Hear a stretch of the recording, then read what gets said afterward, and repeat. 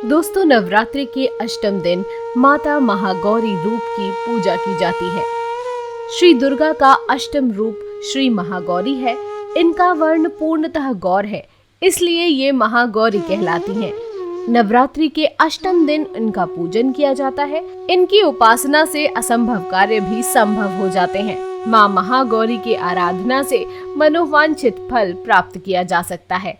उजले वस्त्र धारण किए हुए महादेव को आनंद देने वाली शुद्धता मूर्ति देवी महागौरी मंगलदायिनी हो। तो दोस्तों, इस वीडियो द्वारा हम आपको बताने जा रहे हैं नवरात्रि के अष्टम दिन माता महागौरी रूप की पूजा किस प्रकार करें, उनकी पूजा विधि, उनसे जुड़ी कथा और इस दिन के महत्व के बारे में। तो चलिए वीडियो आरंभ करते हैं। पर वीडियो आरंभ करने से पहले यदि आप इस चैनल पर नए हैं तो चैनल को सब्सक्राइब जरूर करें। दोस्तों, दुर्गा की 8वीं शक्ति का नाम महागौरी है। इनका वर्ण पूर्णतः गौर है। इस गौरता की उपमा शंख, चंद्र और कुंद के फूल से की गई है। इनकी आयु 8 वर्ष बताई गई है। इनके दाहिने ऊपरी हाथ में अभय मुद्रा में और निचले दाहिने हाथ में त्रिशूल है। बाएं ऊपर वाले हाथ में डमरू और बायां नीचे वाला हाथ वर की शांत मुद्रा में है। पार्वती रूप में इन्होंने भगवान विष्णु को पाने के लिए कठोर तपस्या की थी। इन्होंने प्रतिज्ञा की थी कि व्रिये अहम वरदम शंभुम नान्यम देवम महेश्वरात्। गोस्वामी तुलसीदास के अनुसार इन्होंने शिव के वरण के लिए कठोर तपस्या का संकल्प लिया था, जिससे इनका शरीर काला पड़ गया था।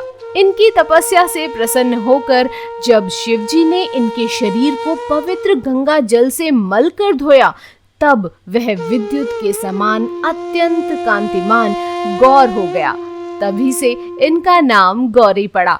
देवी दुर्गा के 9 रूपों में महागौरी 8वीं शक्ति स्वरूपा हैं।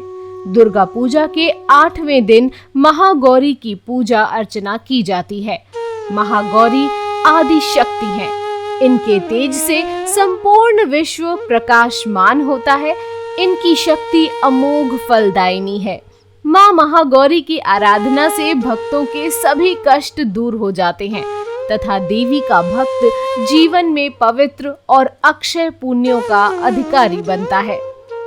दुर्गा सप्तशती में शुभ निशुंभ से पराजित होकर गंगा के तट पर जिस देवी की प्रार्थना देवतागण कर रहे थे, वह महागौरी है। देवी गौरी के अंश से ही कौशिकी का जन्म हुआ, जिसने शुंभ निशुंभ के प्रकोप से देवताओं को मुक्त कराया था। यह देवी गौरी शिव की पत्नी है। यही शिवा और शंभवी के नाम से भी पूजित होती हैं। महागौरी का स्वरूप कुछ इस प्रकार है। महागौरी की 4 भुजाएं हैं। उनकी दाईं भुजा अभय मुद्रा में है और नीचे वाली भुजा में त्रिशूल शोभता है। बाईं भुजा में डमरू डम डम बज रहा है और नीचे वाली भुजा से देवी गौरी भक्तों की प्रार्थना सुनकर वरदान देती हैं। जो स्त्री इस देवी की पूजा भक्ति भाव सहित करती हैं, उनके सुहाग की रक्षा देवी स्वयं करती हैं। कुंवारी लड़की माँ की पूजा करती हैं तो उसे योग्य फल प्राप्त होता है। पुरुष जो देवी गौरी की पूजा करते हैं, उनका जीवन सुखमय रहता है। देवी उनके पापों को जला देती हैं और शुद्ध अंतःकरण देती हैं। माँ अपने भक्तों को अक्षय आनंद और तेज प्रदान करती है। दोस्तों, नवरात्रि के 10 दिन कुंवारी कन्याओं को भोजन कराने का विधान है, परंतु अष्टमी के दिन का विशेष महत्व है। इस दिन महिलाएं अपने सुहाग के लिए देवी माँ को चुनरी भेंट करती हैं। देवी गौरी की पूजा का विधान भी पूर्ववत है, अर्थात जिस प्रकार सप्तमी तिथि तक आपने माँ की पूजा की है, उसी प्रकार अष्टमी के दिन भी देवी की पंचोपकार सहित पूजा करें। दोस्तों, महागौरी की कथा कुछ इस प्रकार है। देवी पार्वती रूप में इन्होंने भगवान शिव को पति रूप में प्राप्त करने के लिए कठोर तपस्या की थी।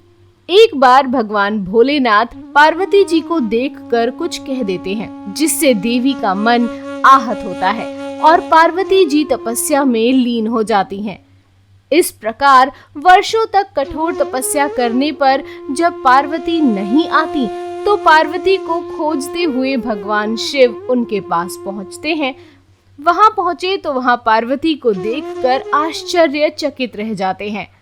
पार्वती जी का रंग अत्यंत ओजपूर्ण होता है। उनकी छटा चांदनी के समान श्वेत और कुंद के फूल के समान धवल दिखाई पड़ती है। उनके वस्त्र और आभूषण से प्रसन्न होकर देवी उमा को गौर वर्ण का वरदान देते हैं। एक कथा के अनुसार भगवान शिव को पति रूप में पाने के लिए देवी ने कठोर तपस्या की थी, जिससे इनका शरीर काला पड़ जाता है।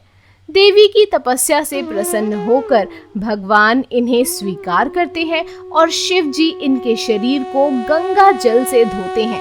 तब देवी विद्युत के समान अत्यंत कांतिमान गौर वर्ण की हो जाती हैं तथा तभी से इनका नाम गौरी पड़ा। महागौरी जी से संबंधित एक अन्य कथा भी प्रचलित है, जिसके अनुसार एक सिंह काफी भूखा था। वह भोजन की तलाश में वहां जा पहुंचा जहां देवी उमा तपस्या कर रही होती हैं। देवी को देखकर सिंह की भूख बढ़ गई, परंतु वह देवी की तपस्या से उठने का इंतजार करते हुए वहीं बैठ गया।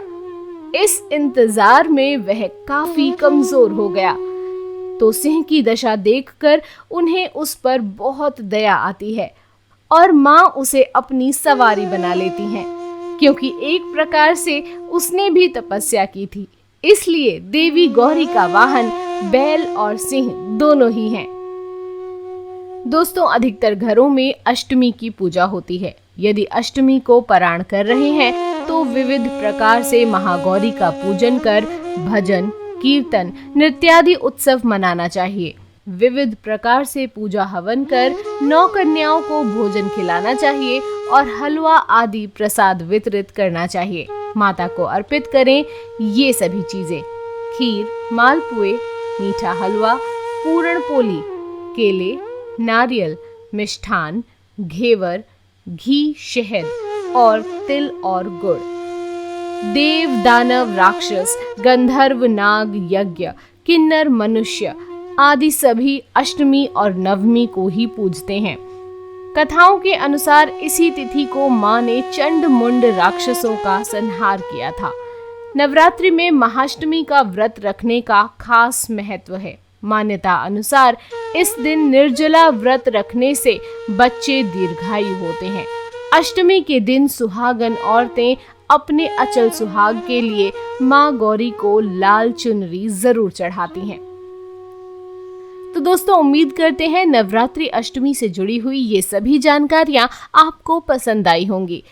तो इसी के साथ वीडियो का समापन करते हैं। धन्यवाद।